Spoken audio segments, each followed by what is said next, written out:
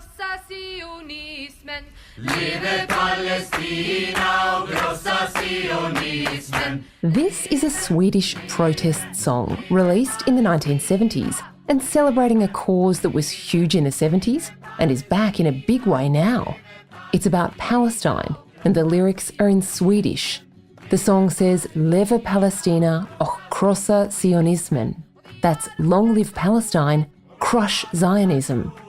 Zionism, of course, is the name Jewish activists gave their movement for a safe Jewish homeland after the Holocaust of World War II. The song was written by a Palestinian man, George Tatari, who migrated to Sweden, and the lyrics go on to celebrate growing olives and farming, as well as throwing rocks and firing rockets at Israelis. The song has gone viral on social media since conflict in the Middle East exploded late last year, and now it's being sung by crowds from Sweden to Norway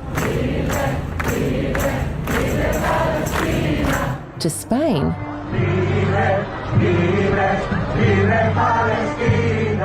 and around the world. Now it's taken on a new twist, being sung by women and children on the campus of Sydney University at an impromptu encampment protest under the golden autumn sky. A little boy takes the mic, chanting, Palestine is Arabic, Israel is haram, forbidden. Palestine Arabia. Israel Haramia. He refers to Intifada, the Palestinian uprising against Israel and the Jews. Intifada Shabia. Intifada Shabia. Hurriya, hurriya. On the way back to the sea, Palestine will be free. From the river to the sea, Palestine will be free. That's a chant common at anti-Israel protests. It's about the land between the Jordan River and the Mediterranean Sea.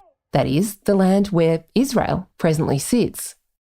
There's only a couple of dozen people at this protest, women wearing headscarves, kids with little Gaza flags painted on their hands, and they seem to be having a great time. You're supporting genocide. How easy you can hide, you're supporting genocide. The caption from a post about it on the social platform X described this as a kid-friendly teach-in, a collaboration between Families for Palestine and Palestinian-Australian academic Dr. Randa Abdel Fattah, who works at Macquarie University. Here's an Instagram post from Randa Abdel Fattah. This predates 7 October. This is 75 years of settler colonialism and violence against Palestinians. It's not that people don't care. It's that they have been conditioned not to see Palestinian children as children because the media landscape and political landscape has framed them systematically, cumulatively as non-children, as terrorists or fair game. On October 7, 2023, Hamas militants from Gaza stormed Israeli villages, military bases and a music festival, killing civilians, including children and old people, and raping women. Although Randa Abdel Fattah says there's no proof those rapes really occurred. Hundreds of civilians were taken hostage. Israel responded by launching a ferocious attack on Gaza with the stated aims of eliminating Hamas. That's the elected government of Gaza, which has not held elections for more than 15 years. Israel also said it wanted to wipe out the tunnel network used by Hamas leaders. It's been a bloody conflict, with devastating loss of life in Gaza and widespread reports of a humanitarian catastrophe as displaced Gazans struggle to access food aid. In Israel, protesters demand the release of the remaining hostages, accusing Prime Minister Benjamin Netanyahu of mishandling the war. And around the world, this long bubbling issue has exploded on city streets and especially on university campuses, where in the United States over the past week, this has turned into wild clashes between protesters and police. Tonight, new crackdowns on pro-Palestinian demonstrators on college campuses across the country. New York City's Columbia University kicked it off, and now that university's own Senate has joined politicians and students in attacking the uni's leadership, either for cracking down too hard or not hard enough. A few miles downtown at NYU, a new encampment set up just days after NYPD cleared one from campus. Protest leaders unsure of what repercussions they may face. Are you prepared to not graduate because of what's been unfolding here? Honestly, yes. Like, to me, Palestine is that important to me that I'm willing to go that far. And universities are also under pressure from Jewish students who say they feel unsafe on campus and are the subject of anti-Semitism and discrimination. In recent months, this has become the big clash of ideas of our decade. Where does freedom of speech meet discrimination? I suppose what was most disturbing, Claire, was just that they didn't want to talk about it. Chris Kenny is a columnist with The Australian and host of the Kenny Report on Sky News Australia. He went down to the Sydney Uni protest in the attempt to understand demonstrators' views, and he saw tents daubed with that slogan, "From the river to the sea." They didn't just want to engage in a conversation with me about it. I identified who I was, that I was with The Australian and Sky News, and therefore they treated me as some sort of antichrist, I think. And there was an organiser there who's not a student. There was a person by the name of Josh Lees. It turns out he's a part of the Socialist Alternative and writes for their newspaper Red Flag. Now, he would presumably say that he's not involved in organising this demonstration. He's with the Palestinian Action Group, but it was very clear to me that he was directing students and encouraging them not to talk to me. Josh Lees told Chris that the protest was about Gaza and Palestinians. He didn't want to talk about Hamas. Here's a little of Chris's time at Sydney Uni. The other protesters are standing around listening politely, but they just really don't want to talk to Chris. I just want to have a chat to you. I want to find out about your protest and your cause. None of you want to talk? You don't consent to being filmed. Yeah, I'm not talking. Yeah. You don't consent to being filmed. Just help me out. One question. Could you please show me where there is a poster or a sign that is calling for the release of hostages? We have a meeting. Let's go to the meeting, guys. My suspicion is that many of these people are involved in a protest that they see as the latest sort of anti-establishment, anti-West, anti-US revolutionary movement, and they think they're in a fight for Indigenous people against a colonial power. That's the way it's portrayed for them and to them, and they don't question it. Coming up, protest is a part of university life. So what's different about this one?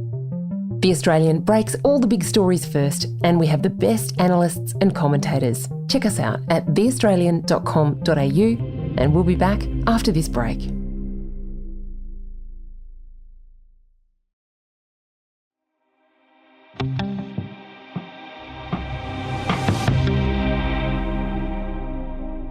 In America and here in Australia, protesters are heaping pressure on universities, demanding they divest associations with companies connected to Israel. That's a big challenge to unis who, like many arts companies, have strong relationships with Jewish and Israeli donors and companies, particularly in the humanities and sciences. When I was at uni, the protesters were up in arms about big corporations' ethical practices. That was not much to protest about in the 90s, really. And they banned Nestle from the university canteen, so you couldn't buy a Kit Kat or a tin of Milo. And that was because of Nestle's production of baby formula in developing countries. I'm sure when you were at uni, there was something similar going on a decade earlier than me. It was apartheid in South Africa. Unis have always been a place where students express big emotional views about global issues. What's different now, do you think, if anything? Well, I think there are two things about these protests that disturb me. One is the very foundation of their argument. It's essentially supporting the agenda of Hamas, which is a ruthless, bloodthirsty Islamist terrorist organisation. Now, sure, we all want innocent Palestinians protected. We all can make an argument for Palestinian aspirations of statehood, but you can't surely deal in this issue without first calling out the atrocity of October the 7th and demanding the release of every hostage and the surrender of every terrorist involved in that atrocity. And then on top of that, Claire, I think stemming from that, these protests are deliberately targeted not just at the Israeli government, but they're targeted at Israeli people, at Jewish people. Look, I'm an Irish Catholic from way back. That's my family heritage. So my natural tendency is to support republicanism in Ireland and the unity of Ireland. But God, you never support, no one ever, you don't support the IRA and the killing of innocents. You make clear that that is repugnant and you're against that. And it is very easy to support the idea of a two-state solution and Palestinian aspirations, while at the very same time you absolutely decry the atrocities committed by Hamas in the name of those aspirations and demand that they free hostages. I don't see why in all humanity it's not possible to do that.